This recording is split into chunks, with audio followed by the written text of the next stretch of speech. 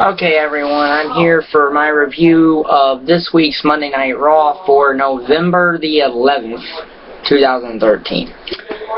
Show starts off with Randy Orton in the ring, and he informs us that Triple H and Stephanie are on vacation and that he's in charge. And that he will retain his WWE title over the Big Show, who had blackmailed his way into this match at Survivor Series. Out comes Brad Maddox, and he tells Randy Orton that since he's the general manager of Raw, he's in charge, and that Randy Orton will be facing Cody Rhodes. Out comes Kane, and he says since the authority made him the director of operations, that he is in charge of the show. And he says Randy Orton will face Goldust. Out comes Vicky Guerrero and says that what the authority wants is what's best for business, and she'll make that. Orton says she hasn't got all day and that he can't fight both Cody and Goldust, but Vicky says that Randy Orton will face Cody Rhodes and Goldust in an all-champions tag team match, in an all-champions handicap match. So that leads into Randy Orton versus Goldust and Cody Rhodes. This is a decent little match. Finish comes when Randy Orton just takes a walk and gets counted out. Yeah. Then out comes the Big Show, who beats Randy Orton up, grabs the stairs, puts him by the announce table, chokeslams Orton through the announce table, and then leaves. Yeah. Nice. So, then we have Damien Sandow and Kofi Kingston. This was a decent little match. Damien Sandow wins with his You're Welcome full Nelson Slam. Needless to say, that's all that happened there. Yeah. So, backstage, Randy Orton's getting checked by the doctor. Up comes Brad Maddox, who apologizes to Randy Orton for what happened to him at the Big Show. Vicky Guerrero apologizes, and Kane apologizes. But when Orton tells them all to be sorry, including Kane, Kane says that he better watch what he says, or he'll be very, very sorry. So then we have this match between Fandango and Tyson Kidd. Fandango wins by reversing a Tyson Kidd pinfall, wins the match. This is a decent little match, but ironically, the only reason Tyson Kidd is even relevant again is because of Total Divas. Isn't that interesting, huh? So we have Tamina Snuka versus Nikki Bella. This was a typical Divas match. Finish comes when AJ attacks Nikki on the ropes, which makes Brie attack AJ, and then Tamina wins with the Superfly Splash. And then Brie knocks down AJ. That's how the match ended, and it wasn't much. Okay, so then backstage we see Brad Maddox and Kane. They're talking to each other, and they say that maybe Vicky was right, and that handicap match is what's best for business.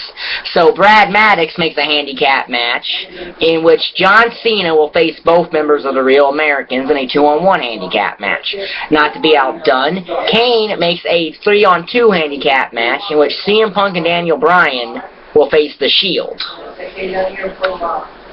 Yeah. So, yeah. We see that Zack Ryder is selling merchandise this week, and that if you use the promo code BROSKI, he'll give you 20% off. I don't know what the point of these things are, but they're really, really pointless, and they're a waste of time. So then we have John Cena versus the Real Americans. This was a decent little handicap match. Nothing really great, nothing really special, but it was a decent little match. Not the burial that I expected. Finish comes when Cena puts Swagger in the STF and Swagger taps out, and then he eliminates Cesaro.